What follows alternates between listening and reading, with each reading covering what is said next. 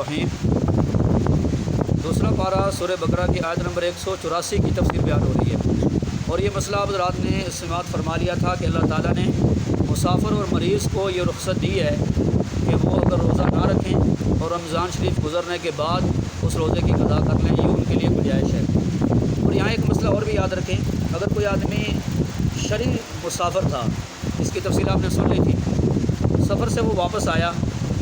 اور اس نے اپنی سستی اور غفلت کی وجہ سے روزے نہیں رکھے اور وہ بندہ مرنے کے قریب ہو گیا، تو اس کے لیے لازم ہے کہ وہ وصیت کر کے جائے اپنے رشتہ داروں کو کہ میرے مال میں سے میرے روزوں کا فدیہ دے دینا۔ اس سے غفلت ہو گئی ہے، سستی ہو گئی ہے، میں روزے نہیں رکھ سکا، تو اگرچہ میرے پاس اتنے دن بھی تھے، سفر سے میں واپس آ گیا، میں روزے نہیں رکھ سکا، تو میرے روزوں کا فدیہ دینا، یہ وصیت کرنا لازمی ہے۔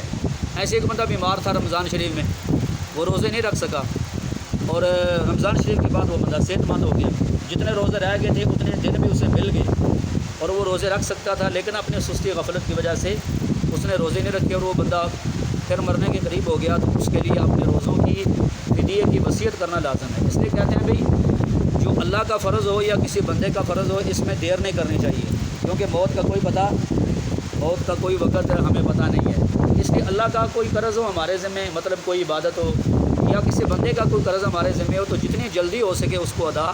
کر دینا چاہیے۔ البتہ یہ مسئلے بڑے عام ہیں اور یہ مسئلے سمجھنے والے ہیں۔ آج ہم مسلمان ان چیزوں کو بالکل چھوڑ چکے ہیں جی۔ تو درس قرآن کا مقصد یہ ہے کہ ہمیں دین کی صحیح معلومات حاصل ہو سکے۔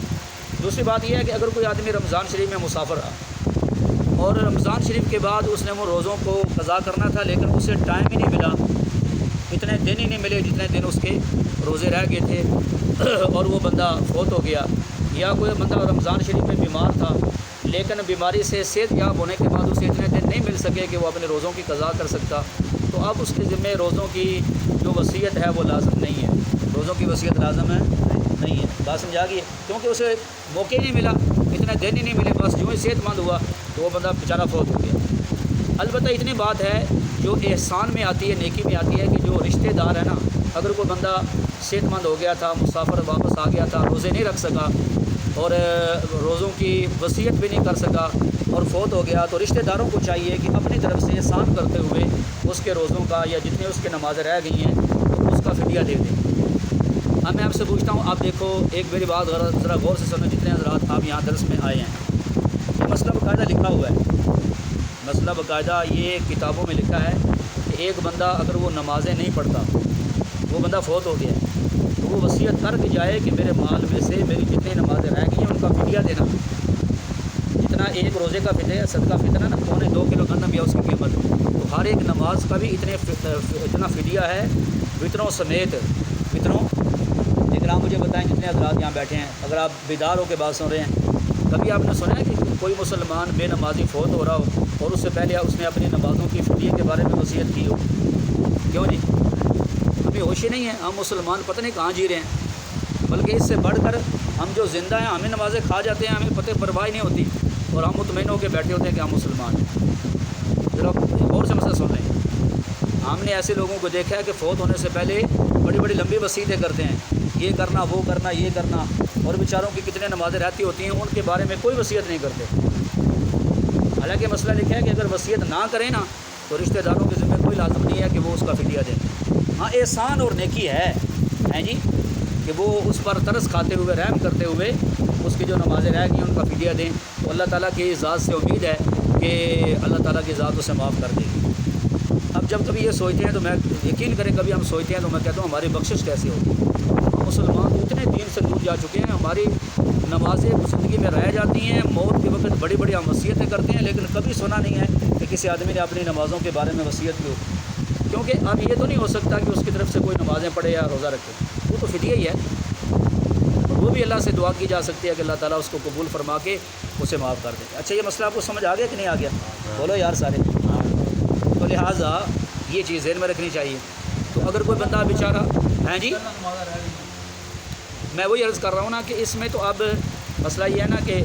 جتنی نمازیں رہتی ہیں نا اس کے بارے میں تو علماء نے یہ لکھا ہے کہ ان کا حساب کر کے تو وہ بتائے اپنے رشتہ داروں کو کہ میری اتنی نمازیں رہتی ہیں، ان کا فدیہ دے دینا۔ اور اگر حساب کو نہیں، جیسا کہ جی ہاں جی ان کے ساتھ ساتھ قضا کریں۔ قضا کا طریقہ یہ ہے، فرض کریں میں جب سے بالغ ہوا، میں ایک مثال دے رہا ہوں، تو ابھی مجھے اللہ نے ہدایت دی، میں نے نماز شروع کر دی، لیکن اب مجھے پتہ نہیں ہے کہ میری کتنی نمازیں رہتی ہیں، تو اس کا سب سے آسان طریقہ یہ ہے کہ جب بھی کوئی نماز قضا کرے تو اس میں نیت پہلے کی کرے۔ فرض کرے صبح کی نماز قضا کرنی ہے تو یہ کہ دل میں نیت کرے کہ یا اللہ جو سب سے پہلی فجر کی فرض نماز میرے ذمے ہے رہتی ہے میں وہ ادا کرتا ہوں، جو میرے ذمے قضا ہے میں وہ ادا کرتا ہوں۔ ایسے زور کی نماز ہے تو یہ نیت کرے یا اللہ سب سے پہلے میرے ذمے جو زور کی نماز رہتی ہے یا میرے ذمے جو قضا ہے میں وہ پڑھتا ہوں۔ وہ ہر نماز جو پڑھے گا نا اس کے ساتھ وہ پہلے ہی کہے گا، کیا کہے گا؟ پہلی۔ جب وہ پڑھ لے گا وہ ختم ہو جائے گی، پھر اس کے پیچھے جو نماز ہوگی وہ پہلی بن جائے گی۔ اور قضا ہوتی ہے فرض کی اور وطروں کی۔ قضا کس کی ہوتی ہے؟ فرض اور وطر کی، سنتوں کی، نفلوں کی قضا نہیں ہوتی۔ یہ مسئلہ بھی آپ کو سمجھ آ گیا سب رات کو؟ تو لہٰذا وہی بھائی نے بہت اچھا سوال کیا ہے، جو نمازیں رہتی ہیں بندہ زندگی میں ان کو قضا کرتا رہے اور اتنے دیر تک پڑھے کہ اب اس کو دل گواہی دے، یقین ہو جائے کہ اب میری انشاءاللہ نمازیں جو رہتی تھیں۔ بلکہ یہاں بہت اچھا مسئلہ انہوں نے پوچھا ہے، ہمارے معاشرے میں بعض لوگ ماشاءاللہ جب انہیں کچھ دین کی سمجھ آتی ہے، کچھ فکر آخرت پیدا ہوتی ہے، کچھ جنت کا شوق پیدا ہوتا ہے، جہنم سے ڈر پیدا ہوتا ہے، تو وہ نماز کی طرف متوجہ ہوتے ہیں، لیکن وہ نفلوں پر بہت زیادہ زور دیتے ہیں، مطلب نفلیں بہت زیادہ پڑھتے ہیں۔ نفلیں پڑھنا بھی بہت اچھی بات ہے، لیکن اس سے بہتر یہ ہے کہ جتنی نفلیں ہم نے پڑھنی ہیں نا اس سے پہلے جو ہماری نمازیں قضا ہوگی نا فرض اور وتر، ہم ان کو زیادہ سے زیادہ پڑھیں۔ نہیں سمجھ آئی؟ پورا 10 منٹ ہم نے نفلوں پر لگانے ہیں، اس سے بہتر ہے ہم جو نمازیں ہماری پہلے رہ گئی ہیں وہ نمازیں ہم کیا کریں؟ قضا کریں۔ پھر قضا نماز آپ کسی وقت بھی پڑھ سکتے ہیں سوائے مکروہ کے وقت کے، جو صبح کو جب سورج نکل رہا ہوتا ہے یا زوال کا وقت ہوتا ہے یا جو مغرب کے وقت کا ہوتا ہے۔ عصر کے بعد بھی بندہ قضا نماز پڑھ سکتا ہے، لیکن بہتر یہ ہے کہ نہ پڑھے تاکہ دیکھنے والے کو یہ شک نہ ہو کہ پتہ نہیں یہ نفل پڑھ رہا ہے، تو بہتر نہیں ہے۔ باقی اگر پڑھے گا تو ہو جائے گی نماز اس کی۔ تو اچھا یہ مسئلہ بھی آپ کو سمجھ آ گیا؟ بولے نا سب رات کو سمجھ آ گیا؟ تو قضا نماز کا یہ طریقہ ہے، اور واقعتاً یہ بڑی ذمہ داری ہے، حقیقت بات ہے۔ نماز کا مسئلہ بڑا اہم مسئلہ ہے، لیکن جتنی زیادہ نماز کی اہمیت ہے آج ہم مسلمان اتنے اسے دور ہو سکیں۔ آپ صرف ایک حدیث میں آپ کو سناتا ہوں، آپ اس سے اندازہ لگائیں کہ نماز اس کی کتنی زیادہ اہمیت ہے۔ اللہ کے پیارے رسول صلی اللہ علیہ وسلم کا فرمان ہے، مفہوم عرض کر رہا ہوں، کہ اللہ تعالیٰ نے میری امت پر سب سے پہلے نماز فرض کی ہے، اور قیامت والے دن سب سے پہلے نماز کے بارے میں حساب ہوگا۔ آگے کیا فرمایا؟ جس کی نماز صحیح نکل آئی اس کے باقی اعمال بھی صحیح نکلیں گے، جس کی نماز خراب نکل آئی اس کے باقی اعمال بھی خراب نکلیں گے۔ اب میں سوچ لوں، آپ بھی سوچ لیں، ہر مسلمان سوچ لے کہ یار جب سب سے پہلے مجھ سے نماز کے بارے میں پوچھا جائے گا تو جو نمازیں میری رہ گئی ہیں میں نے قضا ہی نہیں کی، تو میری نمازیں تو خراب نکلی، پوری نہیں نکلی، یا جو نماز میں پڑھ رہا ہوں وہ خلاف سنت پڑھ رہا ہوں، میں کسی مولوی صاحب کے پاس، قاری صاحب کے پاس کبھی بیٹھے ہی نہیں، میں نے نماز سنائی نہیں، اپنی غلطیاں نکالی نہیں، میں نے اپنی نماز کا ڈھانچے کو نہیں صحیح کیا کہ نماز میں کھڑے کیسے ہونا ہے، ہاتھ کیسے باندھنے ہیں، رکوع کیسے کرنا ہے، سجدہ کیسے کرنا ہے، عطیات میں بس جیسے میں نے بچپن میں نماز سیکھی تھی تو ایسے پڑھ رہا ہوں۔ ہمیں سوچنا چاہیے نا کہ ابھی نماز میری صحیح ہے یا غلط ہے جی؟ تو سیکھنے میں کوئی شرم نہیں ہے، ماں کی گود سے لے کر وہ قبر کی آغوش تک بندہ سیکھتا رہے، اور علم ایک ایسی چیز ہے کہ مومن کبھی اسے سیر نہیں ہوتا، جو بات اسے ملتی ہے اس کے علم میں اضافہ ہوتا چلا جاتا ہے، اور نہ اس میں شرم کرنے چاہیے۔ ٹھیک ہے میرے بھائیو؟ تو بولو یار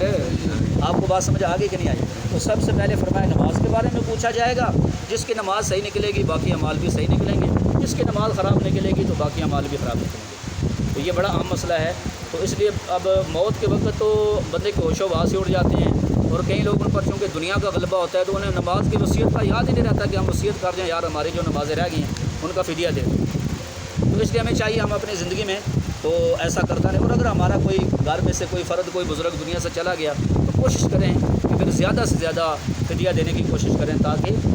وہ اس کی نمازوں کا جو نا وہ کچھ نہ کچھ حساب ہلکا ہو جائے۔ تو میں جو بات آپ کو سنانے لگا تھا جہاں سے میری بات وہ مکمل نہیں ہوئی، تو آخری بات وہ یہ ہے کہ اب ہمارے معاشرے میں کیا ہوتا ہے، ایک بندہ فوت ہو گیا نا، اس کے نام پر تیسرا کراتے ہیں لوگ، 10واں کراتے ہیں، 40واں کراتے ہیں، سالانہ ختم کراتے ہیں، اور بڑے بڑے پروگرام لوگ کراتے ہیں۔ اللہ کے بندو، میں یہ لوگ چودھری صاحب فلاں کے کھا جائیں گے، آپ اس سے بہتر ہے ان کے آپ یہ نیت کریں کہ میں 1,00,000 روپیہ 2,00,000 روپیہ ان کی جتنی نمازیں بنتی ہیں ان کا فدیہ دے رہا ہوں۔ وہ بیچارہ نماز ساری زندگی نہیں پڑھتا رہا، اور آپ صرف ختم دلا کے آپ جنا مطمئن ہیں۔ فرض میرے بھائیو اس کی چھوٹ نہیں ہوگی، بات سمجھا رہی ہے کہ نہیں آ رہی؟ ہمیں جو کام کرنا چاہیے وہ ہم کرتے نہیں ہیں، اور جو کام نہ ہمیں سنت سے ثابت ہے، نہ ہی وہ کام دین کا حصہ ہے، اس کی طرف ہم بھاگتے ہیں۔ اللہ تعالیٰ ہمیں سچے دین کی صحیح سمجھ عطا فرمائے اور اللہ تعالیٰ ہمیں عمل کرنے کی